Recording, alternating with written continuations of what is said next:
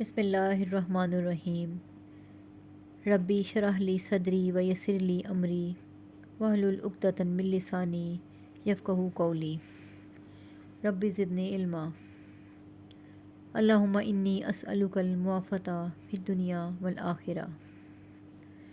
دجال کے بارے میں نے جو معلومات پچھلی ویڈیو میں آپ کو دی ہیں، اس سلسلے کو آگے بڑھاتے ہیں۔ کیا دجال زندہ ہے؟ کیا دجال موجود ہے؟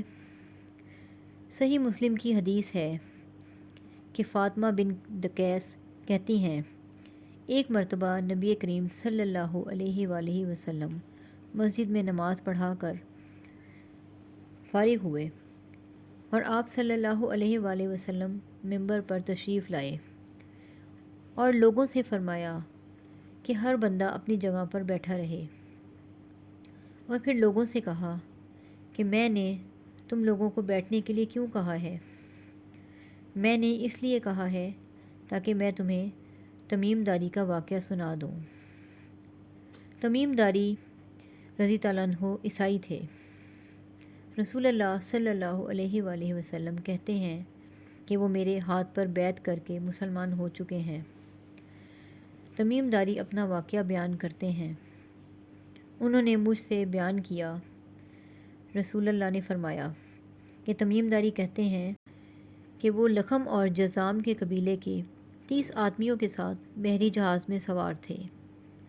ایسا ہوا ان کا جہاز موجوں کی نظر ہو گیا اور 1 مہینے تک ان کا جہاز ادھر سے ادھر بھٹکتا رہا۔ پھر ایک جزیرے کے قریب ان لوگوں کا جہاز رکا۔ وہ لوگ ایک کشتی میں سوار ہوئے جو چھوٹی سی کشتی تھی۔ وہ اس جزیرے میں داخل ہوئے۔ جیسے ہی جزیرے میں داخل ہوئے، انہوں نے ایک چیز دیکھی، ایک جانور دیکھا، اور اس جانور کے بارے میں یہاں تک کہا کہ وہ جانور ایسا تھا کہ اس کے نہ منہ کا پتہ تھا نہ دم کا پتہ تھا۔ ہم لوگوں نے پوچھا، کون ہے؟ تمیم داری کہتے ہیں، اس جانور نے کہا، میں ایک جاسوس ہوں۔ تمیم داری نے کہا، جاسوس؟ اس نے کہا، جاسوس۔ اس نے کہا، چلو اندر چلو، دیکھو سنسان جگہ پر ایک آدمی ہے جو تم لوگوں کو بلا رہا ہے۔ تمیم داری نے کہا کہ ہم لوگ گھبرا گئے، یہ شیطان تو نہیں ہے جو ہم لوگوں کو لے جا رہا ہے؟ و بالآخر ہم لوگ تیز تیز چلے، آگے چلے، سنسان جگہ پر پہنچے۔ ایک بڑا آدمی دیکھا، عظیم الجثہ آدمی دیکھا، بڑی جسامت والا آدمی دیکھا، جس کے دونوں ہاتھ گردن کے پیچھے اور پاؤں ٹخنوں سمیت بندھے ہوئے تھے۔ وہ لوہے میں جکڑا ہوا ہے۔ تو ہم لوگوں نے پوچھا، تیرے لیے ہلاکت اور بربادی ہو، تو کون ہے؟ اس نے کہا، میرے بارے میں جانکاری حاصل کر لوگے، پہلے تم لوگ یہ بتاؤ کہ تم لوگ کون ہو، یہاں کیوں آ گئے، کیسے آ گئے؟ تمیم داری کہتے ہیں، ہم لوگوں نے کہا، ہم عرب والے ہیں اور ہمارے ساتھ ایسا مسئلہ ہوا کہ ہم 30 کے قریب لوگ جہاز میں سوار ہوئے۔ سمندری جہاز موجوں کی نظر ہو گیا اور 1 مہینے تک ہمارا جہاز ادھر سے ادھر بھٹکتا رہا، کیونکہ اس زمانے میں ہواؤں کے ذریعے ہی کشتیاں چلتی تھیں، جہاز چلتے تھے۔ 1 مہینے کے بعد جب موجیں تھمیں تو یہ جزیرہ ملا اور ہم لوگ چھوٹی کشتی میں سوار ہو کر اس جزیرے میں داخل ہوئے۔ تمیم داری پورا واقعہ بیان کر رہے ہیں، ہم جزیرے میں داخل ہوئے تو دیکھا کہ ایک جانور ہے جس کے نہ منہ کا پتہ ہے نہ دم کا پتہ ہے۔ اس جانور سے ہم نے پوچھا تو اس نے کہا کہ میں جاسوس ہوں، اور اسی جانور نے کہا کہ چلو اندر آؤ، سنسان جگہ پر آؤ، وہاں ایک آدمی ہے جو تمہاری خبر کا انتظار کر رہا ہے، وہ تمہارے متعلق جاننا چاہتا ہے، کچھ عرب کے حالات سننا چاہتا ہے۔ یہی کہانی ہے کہ ہم آپ کے سامنے حاضر ہیں۔ اس نے چند سوالات کیے، کہا، اچھا یہ بتلاؤ تم لوگ عرب ہو؟ ہاں ہم لوگ عرب ہیں۔ یہ بتلاؤ بیسان یعنی شام کے نخلستان کی خبر دو۔ بیسان شام کا ایک شہر ہے۔ وہاں جو باغات ہیں، نخلستان ہیں، اس کی خبر دو، اس کے بارے میں یہ بتلاؤ، کیا اس میں پھل آتے ہیں؟ کیا وہ پھلدار ہے؟ تو ہم نے کہا کہ وہ پھلدار تو ہے، اس میں پھل لگے ہوئے ہیں۔ اس آدمی نے کہا، عنقریب وہ پھلدار نہیں رہے گا۔ پھر اس آدمی نے دوسرا سوال کیا، بحیرہ طبریہ کے بارے میں بتلاؤ، طبریہ کی جھیل کے بارے میں بتلاؤ، کیا اس میں پانی رواں دواں ہے؟ کہا ہاں ہے۔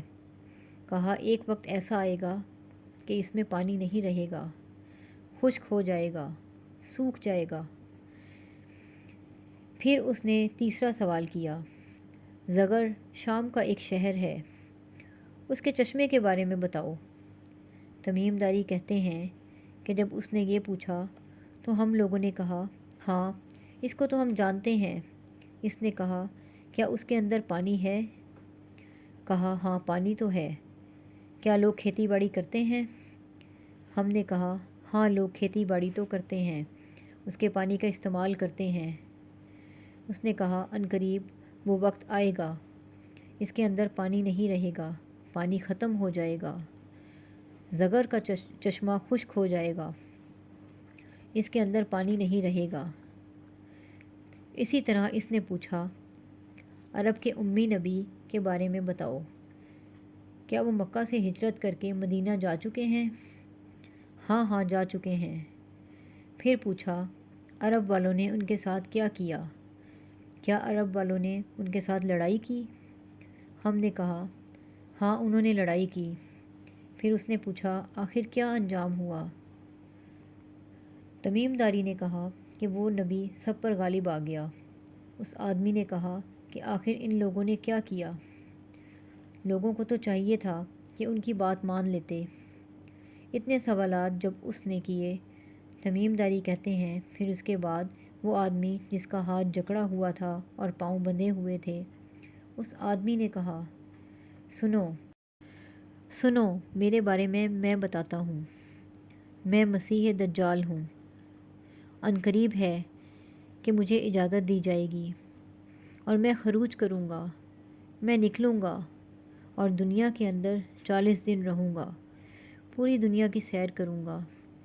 اس آدمی نے کہا کہ مکہ اور مدینہ میں داخل نہیں ہو سکوں گا، اس لیے کہ مکہ اور مدینہ کی ہر گلی میں فرشتے تلوار لیے کھڑے ہوں گے، تلوار ہاتھوں میں ہوگی۔ جیسے ہی میں داخل ہونا چاہوں گا وہ مجھے تلوار کے ذریعے روک لیں گے کہ میں داخل نہیں ہو سکتا۔ نبی کریم صلی اللہ علیہ وآلہ وسلم نے واقعہ بیان کیا۔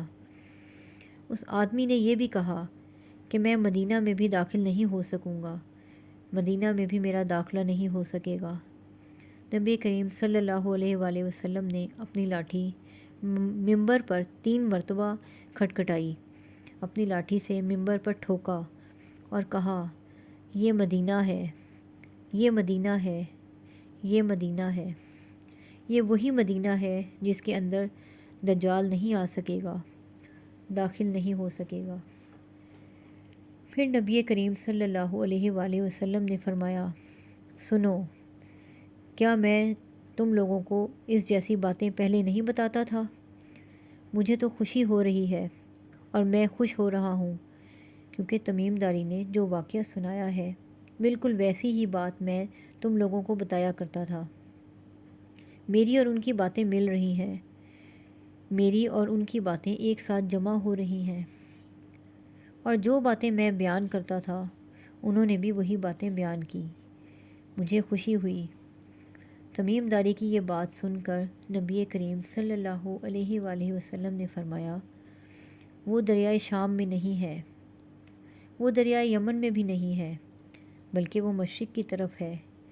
نبی کریم صلی اللہ علیہ وآلہ وسلم نے ایسا 3 مرتبہ کہا۔ آپ صلی اللہ علیہ وآلہ وسلم کی یہ حدیث اس بات کی تصدیق کرتی ہے کہ دجال اس دنیا میں موجود ہے۔